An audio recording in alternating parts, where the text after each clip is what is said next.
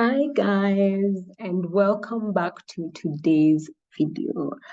We're almost coming to the end of this series, and I'm really happy. Like 2 more videos. Expect a video on functions and expect a video on lambda. And yeah, that will be it for this video. Then yeah, we'll have something else about this. We'll probably cover NumPy and pandas and matplotlib. Yeah. But anyway, let's get into today's video. So today's video, we're going to be covering while loops and what is the difference between while loops and for loops. So unlike for loops, while loops meet a condition. So for example, you have this list, African countries, which is the same list I used in the for loops tutorial, so you can go check it out if you haven't yet. But a for loop would just iterate through each of these items and print them out as it iterates. But a for loop needs to meet a condition in order to iterate through whatever you present it with, whether it's a string, whether it's a list, whatnot.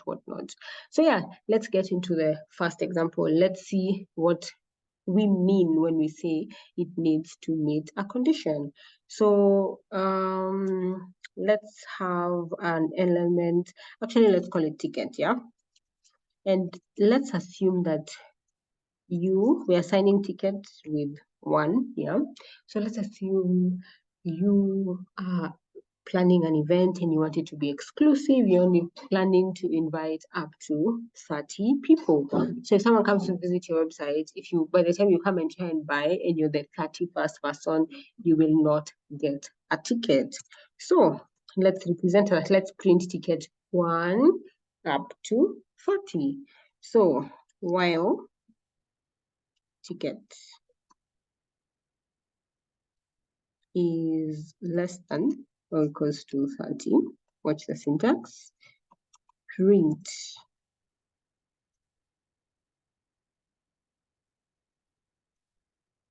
ticket number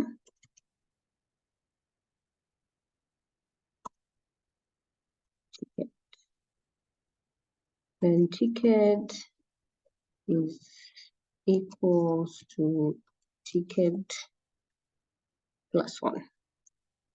Let's run and see what happens. So yeah, there you go. So you have ticket number 1. So sorry about that. We check, does it meet the condition? Is it less than or equals to 30? Yes, 1 is less than 30. So print ticket number 1. Then 1 plus 1. Now ticket is 1 plus 1, which is 2.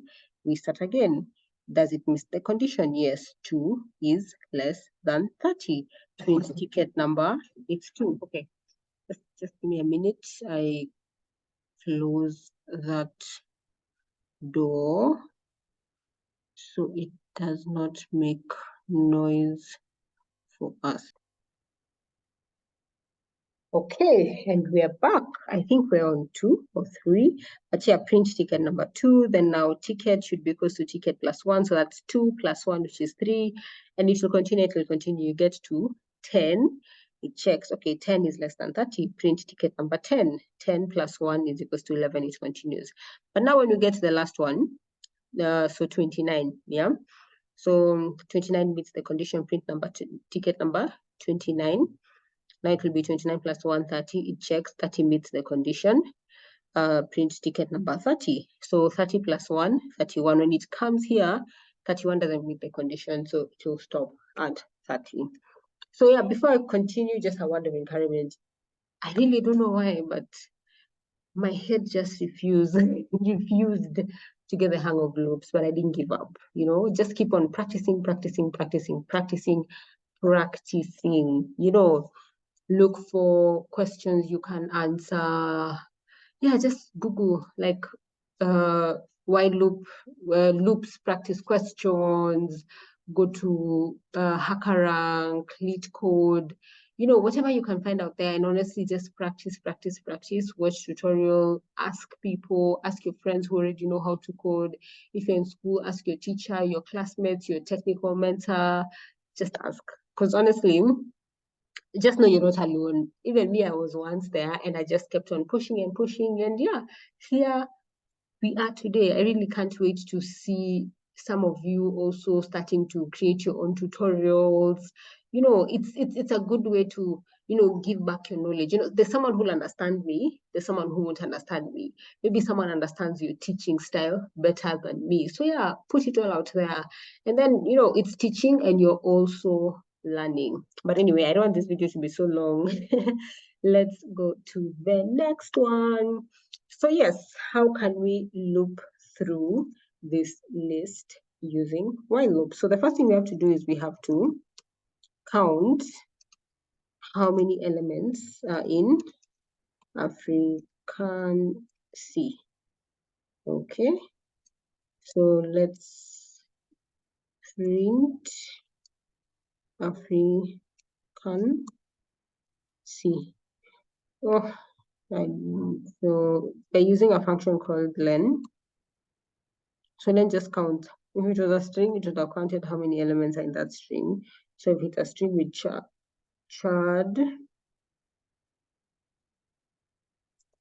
count. So if it's a string with chard, we'll get 1, 2, 3, 4. Since here we have 1, 2, 3, 4, 5, 6, 7 elements, so that's 7. So yeah, that was just to explain what the len function does, because I know I've not mentioned it before. And then the next thing we do, just like we did in the first example here, let's use y is equals to 0. So what we want is while y is less than count underscore c, should it be less than? Anyway, let's see what it will do. Print African C y, and y is equals to y plus 1. Let's see what happens. Y has to always be equals to count C. Yeah. Let's see what's going to happen. Ooh, there you go. So it's the same logic. So while y is less than count C, print the this is something I need to teach you guys. Yeah, I'll teach you guys more about this. So it's accessing what is it called? So like this is index 0, 1, 2, 0, 1, 2, 3, 4, 5, 6. So when y is less than or equals to, actually scratch that, but let's continue. So when y is less than count C, print Africa. Yeah. So print African C, so it will start with Angola.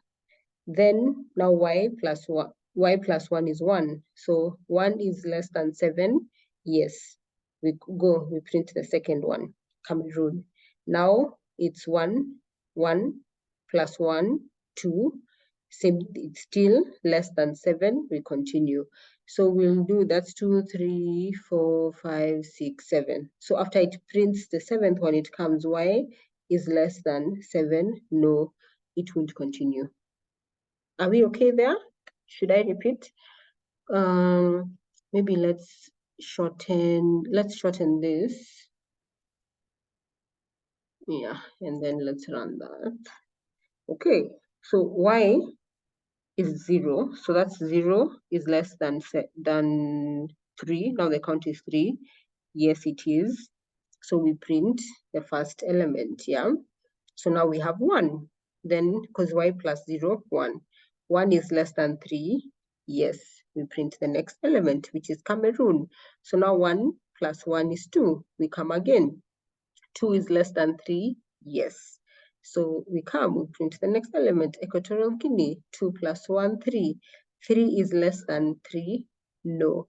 Yeah, so for those of you who are wondering where 3 is coming from, now if you do print len, you can do it here last. So we have, let's just do it separate. So if you do print count C, it should be 3 now. Yeah, it's 3. for those of you who are wondering where 3 is coming from, since initially when I showed you guys it was 7, so when I reduce the length of this list, it's now 3. And yeah, that's how while loops work.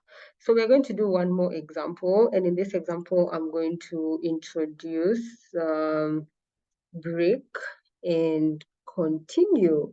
So for this example, I'm going to ask us a question. So we are going to do while true. Yeah, remember it has to meet a condition, so true. So if what example can we use? Let's say we're in a restaurant and you're ordering a list of drinks for you and your friends. So we'll use input. Again, if you're not familiar with input, you can go to the very first video of this tutorial. That's how we cover input. So input, what would you like to drink? If drink equals, again, remember the difference between double and a single. Single is assigning, so drink will now be represented by whatever we answer, we put here, whatever our answer will be to this question. Let's put a question mark. And this is just checking if drink is equals to, okay. Then, I forgot, here we go. Continue, yeah, so we continue.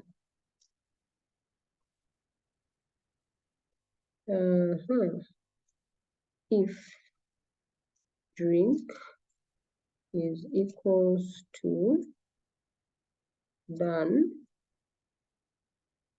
let's forget this, check the syntax, break.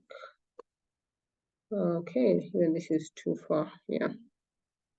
So yeah, let's run, maybe now we can just, okay, so notice how I'm putting this out of this, yeah, so that once all this is done, we can print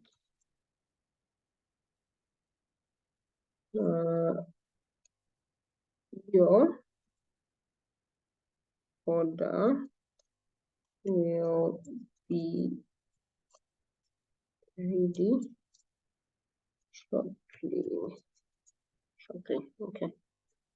Let's run that and see what happens. So I want soda, I want water, I want juice. I want wine, and I am done. There you go. So what's happening here? While true, yeah. So what drink do you want? What would you like to order? The client puts in, I want a soda. So if drink is equals to whatever you had put, soda, while true, it will keep running. It will keep running. It will keep running. Yeah. Then, so yeah, it's continuing. It will keep running. It will keep running. Now, what would you like to drink? So in case you say you're done, yeah, done, it stops, it breaks. So how I visualize this in my head is you're asking people to place the order. Maybe you have a button for done, so you put in all the orders you want. Once someone is done, that page will close. But yeah, so these are just examples I'm using to explain, like simple examples I'm using to just give you the logic behind how these various aspects of Python work, be it for loop, be it while loop. But as when we actually do a project, you get to see how you use that same logic when you're doing your data analysis, data science projects. And I know for this specific video, I didn't give an example, I didn't give a use case of when I have ever used a while loop while doing like a data science, data analysis project. And the reason why I didn't is because I was so sure this is going to be a short video. It's not as short as I thought it would be. So I was like, you know what, this is just a video that is going to come immediately after the for loop. And the case that was given on the for loop should apply to while loop. So yeah, I urge you to go and watch the for loops video. At the start, I talk about a scenario when I used loops when I was doing a data analytics data. It was specifically a data science project. So yeah, go check that out. Or else, guys, that's it for this video. Once again, thank you so much for coming back. Thank you so much for being my study partner. Like you guys. And okay, this is not the scope of this video, but staying consistent is not easy. But yeah, I'm really enjoying this. Like I'm hitting two birds with one stone. You know, like I said I'm going to be putting out at least one video weekly, at most three. Once I put something like that out there, I have to make these videos. And then the thing that makes it a bit easier for me is it's not just about putting videos, you know, out there. I'm using this opportunity to learn, grow, and also teach you guys. So yeah, two birds with one, actually three stones. I get to teach you guys. I get to study for my master's. Yeah, so it's two stones, not three stones. I thought the third stone would be consistent. I guess that counts. And then the third stone is I get to be consistent. I get to keep my promise, you know? So yeah, otherwise, yeah, let me not over talk. Thank you so much and see you on the next one. Two more videos to go, functions and Lambda. Once we are done with that, we can cover some common, or should I say popular? Okay, popular. Popular is relative. Just because I use them a lot doesn't mean other people use them a lot. But yeah, I don't think there's any data analyst who does not utilize pandas and numpys. So yeah, the next thing we're going to do is cover some common data analysis libraries. So we're going to cover Python libraries that are used a lot in data analytics and data science. So we're going to cover pandas, we're going to cover numpys, we're going to cover pandas, NumPy, Matplotlib. And yeah, I think I need to do some of the basic data structures also. So I'll talk about lists, I'll talk about dictionaries, I'll talk about how to manipulate like operations you can do on list, operations you can do on dictionaries, how to access, add, remove items. Probably, I don't know if I need to talk about sets and tulips, yeah. Because I don't use sets or tulips a lot. But yeah, I don't know where my master's is also going to take me, because like how I come up with this content is a mixture of like my experience as a data analyst, my experience at work, my experience in my boot camp, my experience at school. So it's a mix of so many things. So yeah, I don't know what I'm going to learn between now and the next videos. Okay, between now and before I decide to do the NumPy, the Python library videos. So yeah, I'll see how to structure all that. Anyway, let me end this video. There. Thank you so much, guys. If you like the video, please feel free to like, subscribe. If you have any questions, I am here. Put them down on the comment section. Yeah, and also follow me on LinkedIn. I'm very active and responsive over there. Otherwise, that's it for this video. Bye-bye.